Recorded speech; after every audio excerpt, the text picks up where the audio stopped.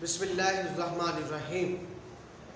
आज का जो हमारे पास टॉपिक है वो है blood cells and cell like bodies, जिसमें सबसे पहले हम बात करेंगे रेड ब्लड सेल्स की। हमारे ब्लड के अंदर जो ब्लड सेल्स जो सेल लाइक बॉडीज़ हैं वो 45% बाई वॉल्यूम जब वो ब्लड के अंदर मौजूद होती हैं, तो इन्हीं रेड ब्लड सेल्स के लिहाज से हम बात करेंगे। वो कहते हैं कि these are the most numerous of blood cells. तो सबसे ज़्यादा जो पाए जाने वाले जो ब्लड सेल्स हैं वो हमारे पास आते हैं red blood cells. These are the most numerous of blood cells. तो सबसे ज़्यादा जो पाए जाने वाले ब्लड सेल्स हैं वो हमारे पास रेड ब्लड सेल्स कहलाते हैं। इसके बाद वो बात करते हैं अ क्यूबिक मिलीमीटर ब्लड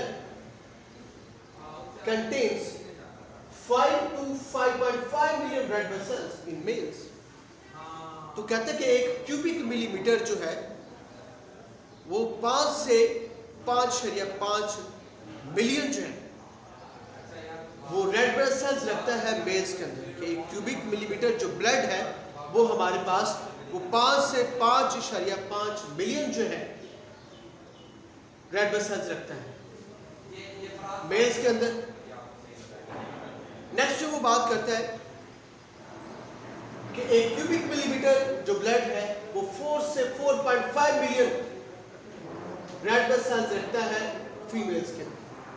कि एक क्यूबिक मिलीमीटर जो ब्लड होता है वो 4 से 4.5 मिलियन जो है वो रेड ब्लड सेल्स रखता है फीमेल्स के अंदर।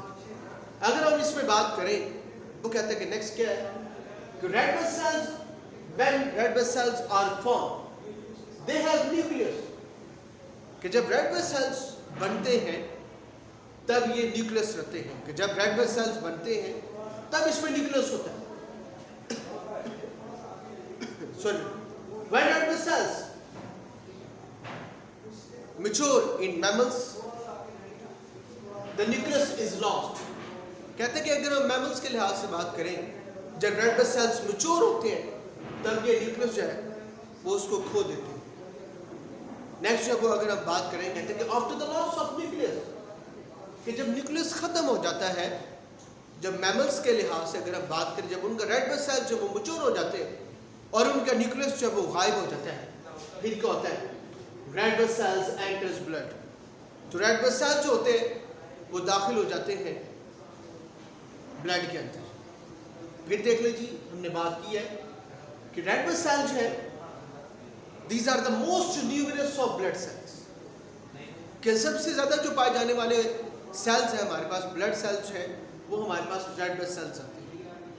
अ cubic millimetre of blood contains 5 to 5.5 million red blood sales in males. कि एक क्यूबिक मिलीमीटर जो ब्लड होता है वो रखता है 5 से 5.5 million red blood cells males के अंदर। And a cubic millimetre of blood contains 4 to 4.5 million red blood cells in females। और एक क्यूबिक मिलीमीटर जो ब्लड होता है फीमेल्स के अंदर वो तकरीबन 4.5 मिलियन रेड ब्लड सेल्स रखते हैं फीमेल्स के अंदर। नेक्स्ट बात करते हैं कि अगर हम बात करें when red blood cells are formed, जब रेड ब्लड सेल्स बनते हैं they have nucleus, तब इनमें न्यूक्लियस होता है। जब रेड ब्लड सेल्स बनते हैं तब इनमें कहता है कि न्यूक्लियस होता है। When red blood cells are mature, such as in mammals, जब कहते हैं कि रेड ब्लड सेल्स मैच्योर हो जाता है, जब वो बालिग हो जाता है, जैसे कि अगर हम बात करें मैमल्स के लिहाज से इंक्लूडिंग ह्यूमंस जिसमें इंसान भी शामिल है, न्यूक्लियस इज लॉस्ट। तो उसके रेड ब्लड सेल्स के अंदर क्या हो जाता है न्यूक्लियस जब वो गायब हो जाता है। उसके बाद वो बात करते हैं after the loss of nucleus, जब न्यूक्लियस गायब हो जाता है, जब न्यूक्लियस खत्म हो जाता है red blood sales enters blood. फिर क्या हो जाता है जो रेड ब्लड सेल्स होते हैं वो फिर दाखिल हो जाते हैं ब्लड के अंदर। नेक्स्ट अगर हम बात करें तो कहते हैं the cytoplasm of red blood sales contains 95% of haemoglobin. तो कहते हैं कि जो रेड ब्लड सेल्स हैं उसके साइटोप्लाज्म का तकरीबन 95% जो हिस्सा है रेड ब्लड सेल्स का साइटोप्लाज्म का जो तकरीबन 95% जो हिस्सा है filled with hemoglobin। वो भरा हुआ होता है जिसमें मौजूद होती है हीमोग्लोबिन। अगर हम हीमोग्लोबिन के लिहाज से बात करें तो ये एक ऐसा पिगमेंट है which transports oxygen and carbon in small amounts of carbon dioxide. तो हीमोग्लोबिन जो हमारे पास एक पिगमेंट है वो क्या करता है, वो ऑक्सीजन और कार्बन डाइऑक्साइड की ट्रांसपोर्ट करते हैं, लेकिन सबसे ज़्यादा जो वो ऑक्सीजन को ट्रांसपोर्ट करता है और थोड़ी सी मिकदार जो कार्बन डाइऑक्साइड की ट्रांसपोर्ट करता है। नेक्स्ट जो अगर हम बात करें जो रिमेनिंग 5% पोर्शन है हमारे पास रेड ब्लड सेल्स का, consist of enzymes, salts and proteins. तो जो तकरीबन 5% हिस्सा जो रिमेनिंग है 95% में भरा हुआ हीमोग्लोबिन से, और हीमोग्लोबिन का काम होता है ऑक्सीजन को ट्रांसपोर्ट करना। तो कहते हैं कि जो रिमेनिंग 5% है वो मुश्तमिल होता है एंजाइम्स पर, साल्ट्स पर, प्रोटीन। नेक्स्ट बात करते हैं red blood cells are biconcave in shape.